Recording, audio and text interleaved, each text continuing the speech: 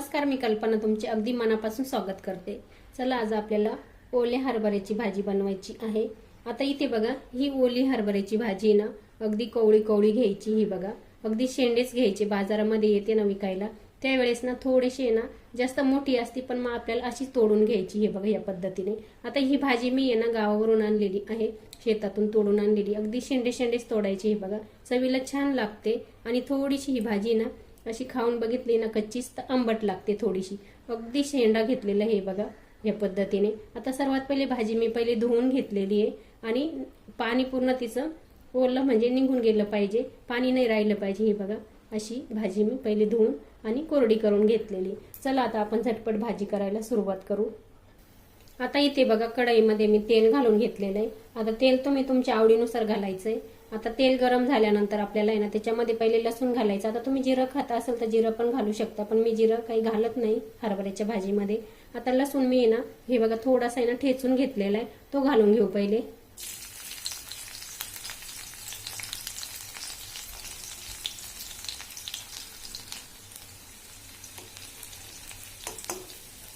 लसूण थोडासा ठेचून घातला का म्हणजे मध्ये फुटतो ना तो, चव पण छान लागते। आता लगेच आपण इथे ना आता 2-3 हिरव्या मिरच्या बघा उभ्या चिरून घेतलेल्या आहे आणि परत मी अशा मध्ये पण कापून घेतलेले आहे, म्हणजे मोठे मोठे तुकडे ठेवलेले हे बघा, ते पण घालून घेऊ आपण आता।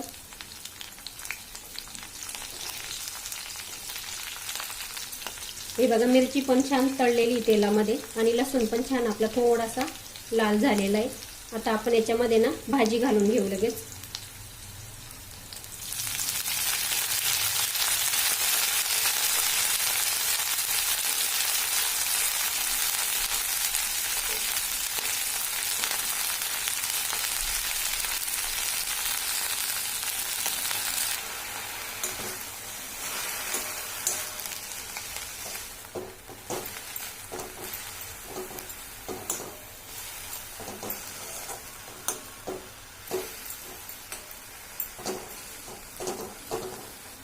आता भाजी बघा मिक्स करून झालेली इथे। आता आपण त्याच्यामध्ये मीठ घालून घेऊ। आता मीठ आहे ना भाजीमध्ये नेहमी कमीच घालायचं। आता ही भाजी बघा किती दिसते, पण आता आहे ना शिजल्यानंतर अगदी कमी होणार आहे ती, त्याच्यामुळे इथे बघा मी मीठ घेतलेलं आहे, अगदी थोडंच घातलेलं आहे हे बघा। आता आपण मिक्स करून घेऊ आणि मिठाचं पाणी होईल भाजीला आणि भाजी पण चवदार लागते आणि छान मग शिजेल पण लगेच। आपल्याला पाणी पण घालायची गरज नाही त्याच्यामध्ये, पण भाजी धुवूनच घ्यायला पाहिजे, कारण का शेतातून आपण भाजी तोडून आणतो, माती वगैरे त्याला लागलेली असते, त्याच्यामुळे भाजी कोणतीही धुवूनच घ्यायला पाहिजे। अगदी 5 मिनिटांमध्ये होते ही भाजी। ही बघा भाजी पण छान मिक्स झालेली आहे। आता भाजी शिजायला वेळ नाही लागत। आता इथे बघा लगेच आपल्याला थोडंसं आहे ना शेंगदाण्याचं कूट घालून घ्यायचंय। मी पहिलेच शेंगदाणे थोडेसे ना भाजून आणि खलबत्त्यामध्ये थोडंसं जाडसरच कुटून घेतलेले हे बघा, अगदी 1-2 चमचाच घालणार आहे, जास्त नाही घालायचं आपल्याला। आता तुम्हाला आवडत नसेल ना तर नाही घातलं तरी पण चालेल, अशी पण भाजी छान लागते हरभऱ्याची, पण मग मुलांना अशी आवडते माझ्या, म्हणून मी अशी करते। अगं आपण मेथीची भाजी करतो ना अगदी तशीच लागते किंवा तशीच करायची।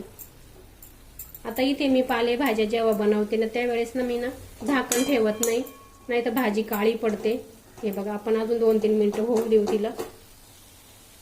इथे बघा भाजी आपली झालेली आहे, बघू शकता पूर्ण कोरडी पण झालेली आहे आणि 2-3 मिनिटं झालेले शेंगदाण्याचं कूट घातल्यानंतर पण। हे बघा, आपल्याला जास्त भाजी शिजवायची नाही किंवा झाकण पण ठेवायचं नाही।